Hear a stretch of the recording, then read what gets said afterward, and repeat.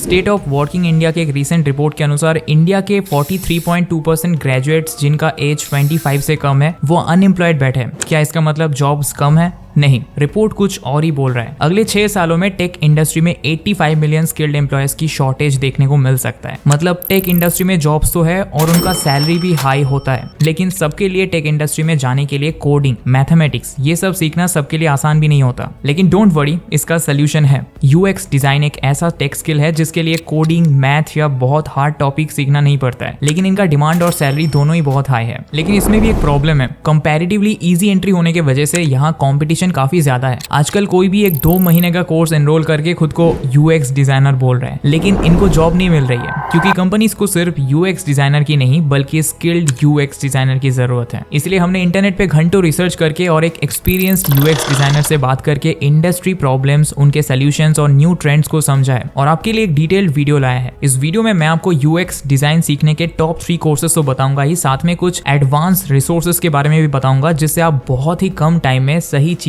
सीख के एक हाई पेइंग जॉब पा सकते हो। तो चलो जान लेते हैं कौन से रिसोर्सेज है, कौन से नए ट्रेंड्स है एंड अदर इंपॉर्टेंट पॉइंट्स, सब कुछ स्टेप बाय स्टेप डिटेल में। So without any further delay let's get started.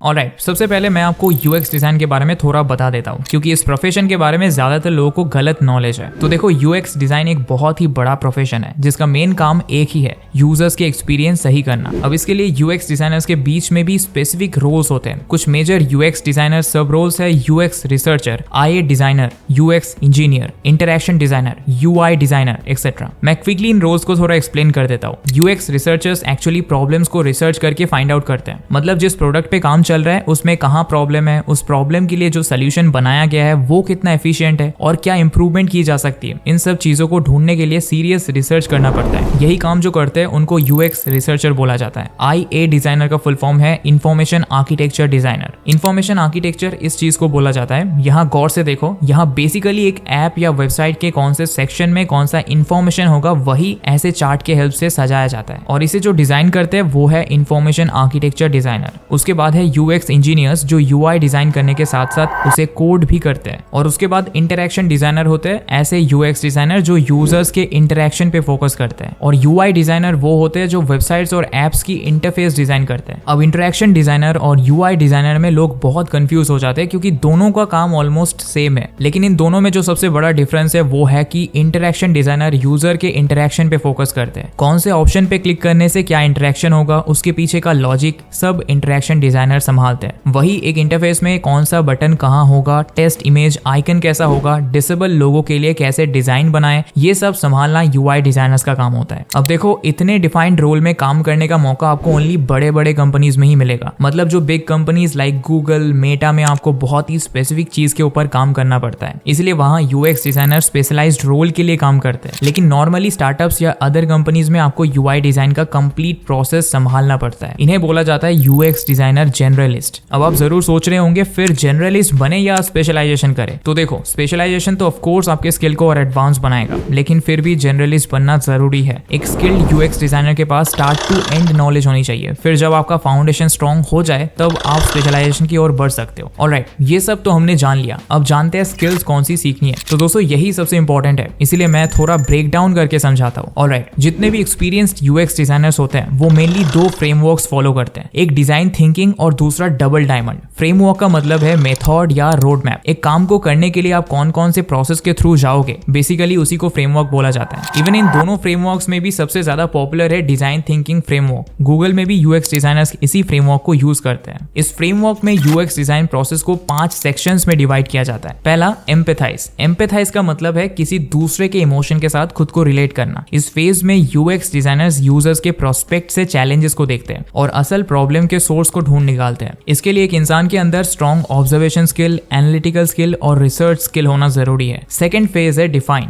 Users के साथ एम्पैथाइज करके जितने भी प्रॉब्लम्स मिलते हैं इस फेज में उनमें से एक या मल्टीपल मेन प्रॉब्लम्स को अलग किया जाता है। यहाँ प्रॉब्लम स्टेटमेंट बनाया जाता है जहाँ प्रोडक्ट के प्रॉब्लम को क्लियरली लिखा जाता है। इसके लिए आपके पास स्ट्रॉन्ग एनालिटिकल स्किल होना मैंडेटरी है। थर्ड फेज है आइडिएशन। ये सबसे फन पार्ट होता है क्योंकि यही पे डिजाइनर्स प्रॉब्लम्स का सोल्यूशन निकालते हैं। इस फेज के लिए आपके पास स्ट्रॉन्ग प्रॉब्लम स्किल होनी चाहिए क्योंकि अलग अलग प्रोडक्ट डिजाइन करते वक्त आपको अलग अलग प्रॉब्लम्स देखने को मिलेंगे। इनका सोल्यूशन आपको कोई बुक या लॉ तो रट्टा मार के नहीं मिलेगा। एक अच्छा प्रॉब्लम सॉल्वर बनने के लिए आपको एग्जिस्टिंग प्रॉब्लम्स के सोल्यूशन को एनालाइज करना पड़ेगा। मतलब अगर आपको कोई प्रॉब्लम मिला है तो आप उसका सोल्यूशन खुद ढूंढने में ज्यादा टाइम बर्बाद मत करो। इंटरनेट पे देखो इसका कोई सोल्यूशन ऑलरेडी अवेलेबल है या नहीं। अगर उसका सोल्यूशन ऑलरेडी मिल जाए तो अपना टाइम उस सोल्यूशन को और बेहतर करने में लगाओ। इसीलिए एक एक्सपीरियंस्ड यूएक्स डिजाइनर कभी इंस्पिरेशन को नेग्लेक्ट नहीं करते। अब ये ढूंढना कहां से? इसके लिए आपको यूएक्स डिजाइनर्स के केस स्टडीज को पढ़ना पड़ेगा। केस स्टडी असल में एक डॉक्यूमेंटेशन है जहां यूएक्स डिजाइनर्स प्रोडक्ट के बारे में, प्रॉब्लम के बारे में, सोल्यूशन के बारे में और उनके थॉट प्रोसेस को एनालाइज करके लिखते हैं। ये सबसे पावरफुल रिसोर्सेस है जो आपके स्किल को बहुत बढ़ा सकता है। केस स्टडी पढ़ने के लिए आप बिहांस पे जा सकते हो। वहां यूएक्स डिजाइनर्स अपने प्रोडक्ट्स के केस स्टडीज लिखते हैं। इसके अलावा आप growth.design के केस स्टडीज को पढ़ सकते हो। यहाँ 50 से भी ज्यादा बड़ी कंपनीज के प्रोडक्ट्स के केस स्टडीज को और डिटेल में एनालाइज किया गया है।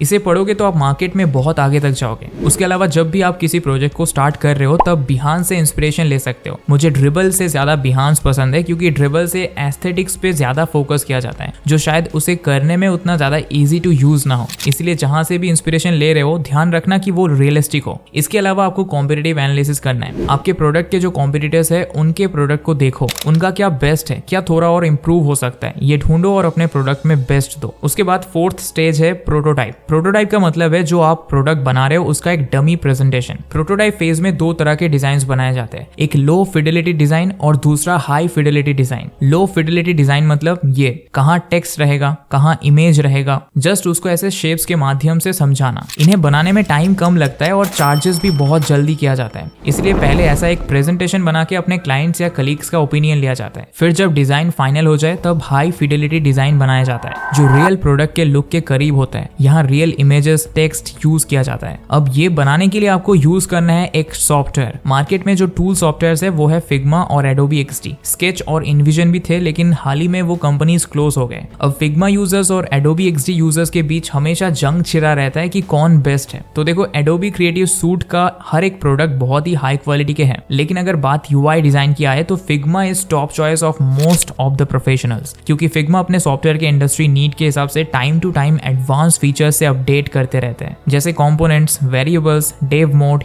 ये फिग्मा के कुछ आउटस्टैंडिंग फीचर्स है जिनसे UX डिजाइनर्स के लाइफ काफी आसान बना दिया है। अब आपको सीखना है फिग्मा। फिग्मा सीखने के लिए आपको काफी कोर्सेज मिल जाएंगे, लेकिन वो आपको सिर्फ बेसिक नॉलेज ही देंगे। इसलिए हमने आपके लिए बहुत रिसर्च करके कुछ एडवांस कोर्सेज ढूंढ निकाला है जो फ्री में अवेलेबल है। इसके बारे में हम आगे बात करेंगे। अब देखो हम ऑलरेडी UI डिजाइन प्रोसेस के अंदर घुस चुके हैं, बट आपको कुछ डिजाइन करने से पहले ये जानना पड़ेगा कि कहाँ क्या बनाना है। मतलब अगर आपको एक बैंकिंग ऐप बनाना है तो आपको कुछ भी डिजाइन करने से पहले ये जानना जरूरी है कि किसके बाद किसको ऐड करना है, कौन से सेक्शन में क्या ऐड करना है और यूजर्स कैसे एक स्टेप के बाद दूसरे स्टेप में जाएंगे। इसके लिए आपको यूजर फ्लो और इंफॉर्मेशन आर्किटेक्चर सीखना पड़ेगा।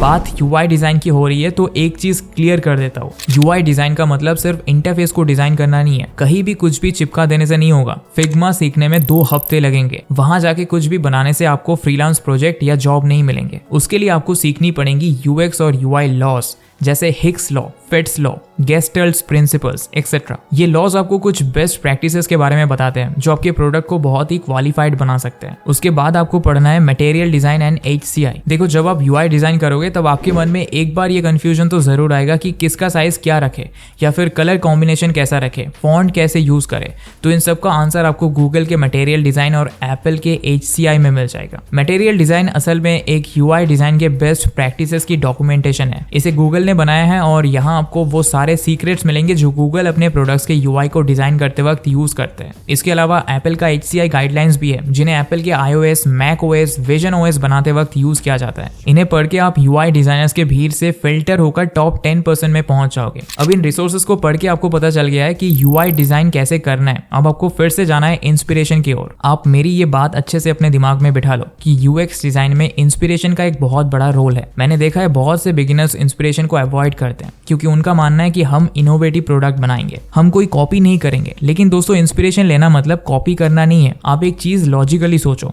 इंसान एक सिस्टमैटिक UI को यूज करते हैं जहां उन्हें पता है कि होम आइकन पे क्लिक करके लोग होम पेज पे पहुंचेंगे। ऐसे फनल का मतलब है फिल्टर। अब हर UI डिजाइनर अगर एकदम न्यू इंटरफेस बनाएगा तो उसे सीखने में ही लोगों का टाइम निकल जाएगा। इसीलिए इंस्पिरेशन को कभी अवॉइड नहीं करना। अब UI इंस्पिरेशन लेने के लिए आप मोबिन और बिहांस को यूज कर सकते हो, या फिर आपको जिस भी UI का इंस्पिरेशन लेना है आप उनका नाम गूगल पे सर्च कर सकते हो। इवन यूआई डिजाइन स्किल्स को इंप्रूव करने के लिए एक्सपर्ट्स ये भी सजेस्ट करते हैं कि एक 100 डे चैलेंज लो और डेली इंस्पिरेशंस को एज इट इज कॉपी करो। ऐसा डेली करो, फिर आपका यूआई डिजाइन स्किल इतना स्ट्रांग हो जाएगा कि बाद में आपका हाथ खुद से चलने लगेगा। उसके बाद आता है फाइनल फेज, टेस्ट में आपको फिर से टेस्ट करना पड़ेगा कि आपने जो डिजाइन बनाया है वो कितना एफिशिएंट बनाया है। इसके लिए आपको यूजेबिलिटी टेस्टिंग सीखना होगा। यूजेबिलिटी टेस्टिंग के बिना यूएक्स डिजाइन का पूरा प्रोसेस बेकार है, इसीलिए इस स्टेप को जरूरत पड़ने पर बार बार कॉन्टैक्ट किया जाता है। अब क्वेश्चन आता है कि ये सब आपको कहाँ से सीखना है, तो इसके लिए मेरे नज़र में one of the best course है Google UX design professional certificate course. ये course one of the best इसीलिए है क्योंकि इसे गूगल के एम्प्लॉयज़ ने खुद बनाया है और गूगल के यूएक्स डिज़ाइन प्रोसेस का एग्जैक्ट वर्कफ्लो शो किया है। इस कोर्स की 2 चीज़ें मुझे बहुत अच्छी लगी। पहला, यहाँ सच्ची में यूएक्स डिज़ाइन कोर्स को सिखाया गया है। मतलब ज़्यादातर कोर्सेज में यूएक्स डिज़ाइन के नाम पे ओनली यूआई डिज़ाइन सिखाया जाता है, इसलिए बहुत से गैप्स रह जाते हैं और स्टूडेंट्स को एक हाई पेइंग जॉब नहीं मिलता। लेकिन यहाँ यूएक्स को एकदम बेसिक से बेसिक लेवल से लेकर प्रो लेवल तक सिखाया गया है। और दूसरी बात, इस कोर्स को टाइम के साथ साथ अपडेट भी किया जाता है। आपको कुछ भी आउटडेटेड नहीं सिखाया जाएगा, जो नए ट्रेंड्स हैं उसके बेसिस पे ये सिखाए जाएंगे। ये कोर्स कोर्सेरा पे अवेलेबल है और ये एक पेड कोर्स है, लेकिन आप फाइनेंशियल एड की मदद से इसे फ्री में पा सकते हो। इसके लिए आपको फाइनेंशियल एड अवेलेबल ऑप्शन पे क्लिक करना है।